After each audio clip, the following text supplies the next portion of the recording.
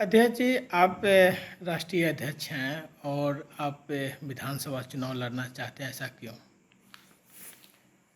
सुबोध जी, मुझे ऐसा लगता है कि धर्म या समाज राजनीति के रथ पर सवार होकर के ही आगे बढ़ता है।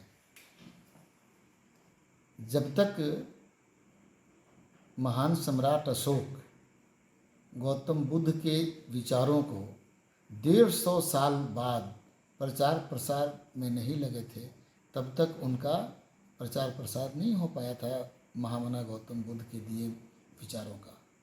अभी अभी आप देखें कि आदरणीय नरेंद्र मोदी जी जब से 14 से सरकार बनाए हैं, तब से हिंदूवादी संगठन तेज़ी से उभरी हुई है और पूरा देश में यह फैला है। तो कहने का तात्पर्य यह है कि धर्म हो या समाज, बिना राजनीति का यह आगे बढ़ ही नहीं सकता। इसलिए मैं राष्ट्रीय अध्यक्ष होने के बाद भी मैं चाहता हूं कि राजनीति में जाके समाज का भला कर सकूं। सर, आप चुनाव जीतने के बाद समाज के लिए क्या पहला काम करेंगे आप? निश्चित रूप से चुनाव जीतने के बाद हम चाहेंगे कि झारखंड में कुछ कानून झारखंड वासियों के लिए, पिछड़ों के लिए कुछ गड़बड़ हो गई है। जैसे 14% रिजर्वेशन 60% ओबीसी के लिए दिया गया है, यह गलत है। हम चाहते हैं कि इसका रिवाइव हो। हम चाहते हैं कि झारखंड में ऐसा कानून बने कि झारखंड वासियों के सर्वांगीण विकास के लिए उपयोगी हो। इसलिए मैं चाहता हूं कि झारखंड में मेरी उपस्थिति विधानसभा में हो और झारखंड के बेहतरी के लिए कानून पारित हो। दूसरा क्वेश्चन सर है कि झारखंड अलग होने के बाद भी झारखंड के लोग जो होना चाहिए था, जो उनको उम्मीद था, उसके हिसाब से झारखंड अभी तक मिल नहीं पाया लोगों को। हाँ, आप यह कह सकते हैं कि नहीं मिल पाया, क्योंकि जो हम लोग की कल्पना थी, जो हम लोग कोशिश किए थे, वो नहीं हो पाया है। लेकिन इसके पीछे बहुत से कारण हैं। बीजेपी की सरकार 18-19 वर्ष तक रही है लगातार या कम बेशी। ऐसे स्थिति में बीजेपी पूंजीपतियों के हाथों में झारखंड को सौंपने की काम किया और जो यहाँ मूल वासी हैं उसको ध्यान में नहीं रखा, जिसके परिणाम है कि संसाधन युक्त झारखंड बहुत पीछे चला गया है इस देश में। ये हुआ है और इसका दोषी मैं बीजेपी को मानता हूँ, उसने ऐसा किया है। ऐसा है कि हम जानते हैं कि कुशवाहा समाज को नज़रअंदाज करने की साहस किसी राजनीतिक दल के पास नहीं है। भारतीय जनता पार्टी बिहार, उत्तर प्रदेश, राजस्थान में कुशवाहा समाज के लीडर को उप मुख्यमंत्री बनाया है और हरियाणा में कुशवाहा समाज के नेता को मुख्यमंत्री बनाया है।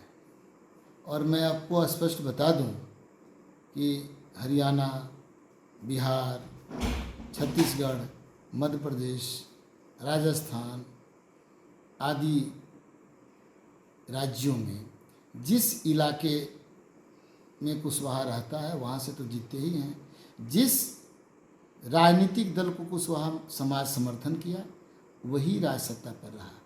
उत्तर प्रदेश में जब तक मायावती के साथ कुशवाहा समाज था, मायावती मुख्यमंत्री थे। लालू यादव के पास कुशवाहा समाज था तो लालू यादव जी मुख्यमंत्री थे। आज नीतीश, सब पूरा देश जानता है कि नीतीश कुमार का आज कोई पिलर है तो वह कुशवाहा समाज है जिन्हें मुख्यमंत्री बनाया है। इसलिए झारखंड में भी अगर सरकार बनाना है, चाहे इंडिया गठबंधन को या एनडीए गठबंधन को अगर बनाना है, तो कुशवाहा समाज को उसकी उचित हिस्सेदारी देनी ही होगी। नहीं तो कुशवाहा समाज बिदकेगा तो बड़ा गंभीर परिणाम होगा। अब आने वाला वक्त बताएगा जो जहाँ टिकट ज़्यादा देगा समाज उसकी ओर जाना चाहेगा।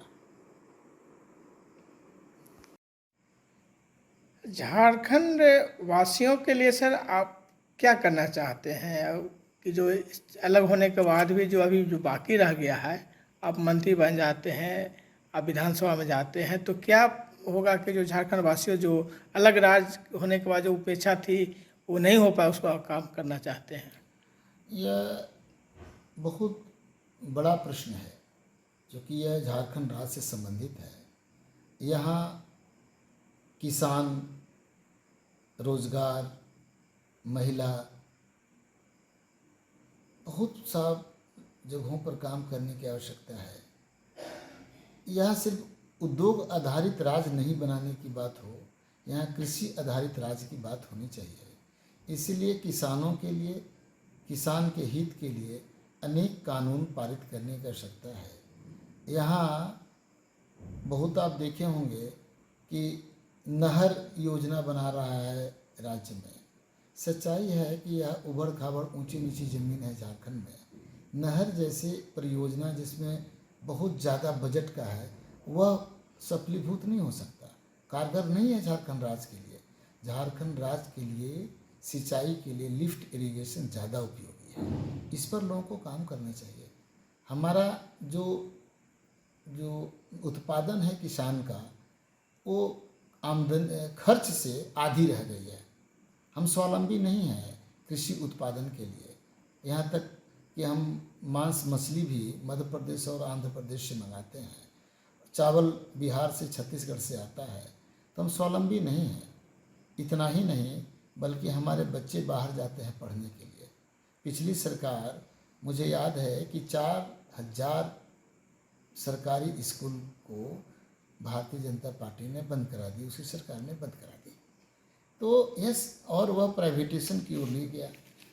आप बता दें कि झारखंड के बच्चे कैसे पढ़ सकेंगे?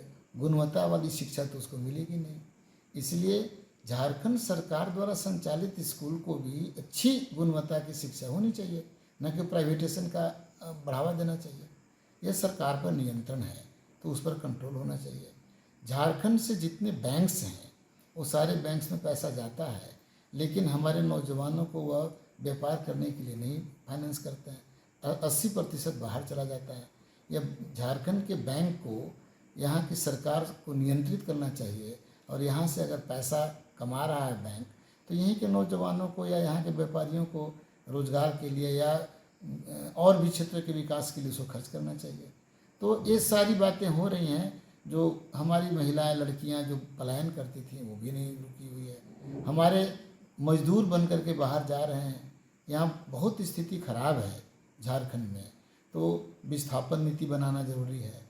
यहाँ जिस तरह से डोमिसाइल नीति हुई है, वो भी कन्फ्यूजिंग का है। अभी तक डोमिसाइल नीति नहीं बन पाई है।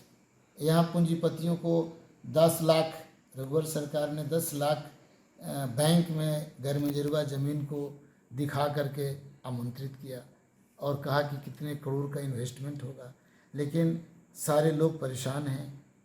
रसीदें तो कट रही हैं और रसीद काटने के लिए अनेक राजस्व कर्मचारी रिश्वत ले रहे हैं।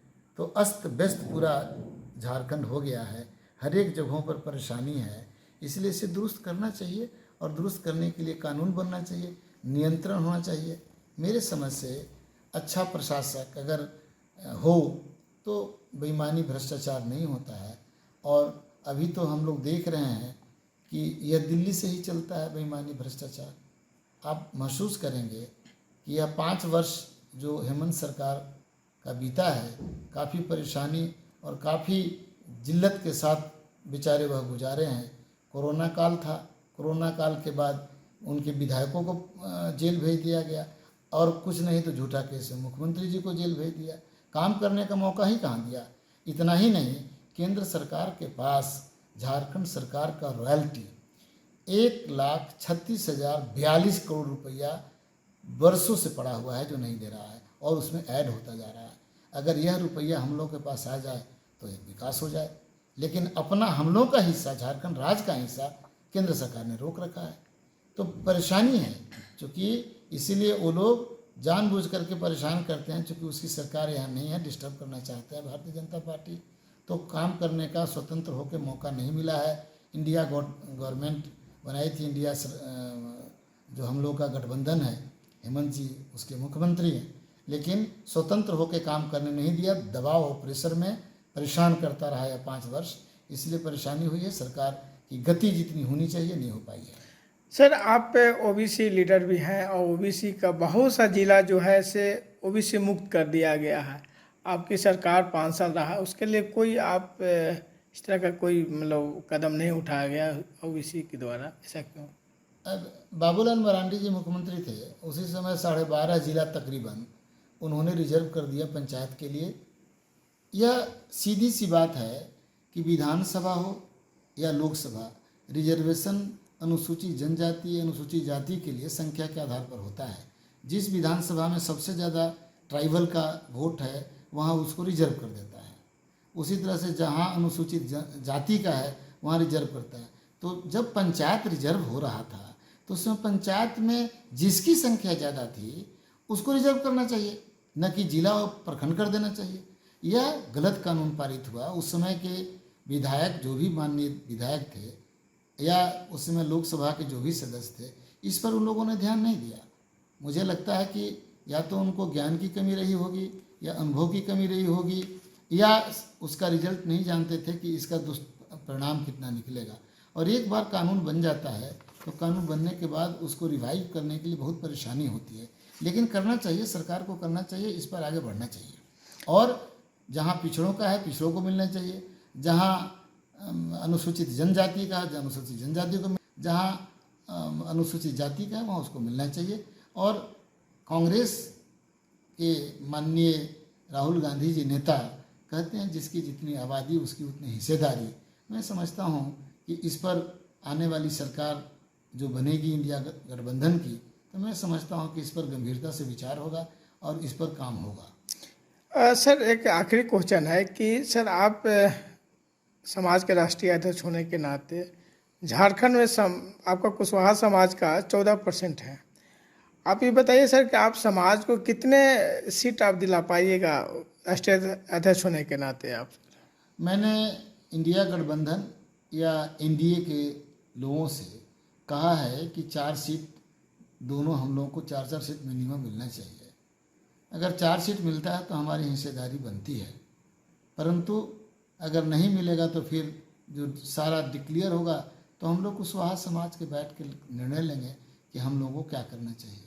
लेकिन मैं एक बात स्पष्ट और क्लियर करना चाहता हूँ कि हम लोग समाजवाद, मानववाद और धर्मनिरपेक्ष की बात करते हैं, कल्पना करते हैं। हम लोग ऐसे ही राज चाहते हैं। राकेश महतो, राष्ट्रीय अध्यक्ष अखिल भारतीय कुशवाहा महासभा और प्रत्याशी 36 बोकारो विधानसभा।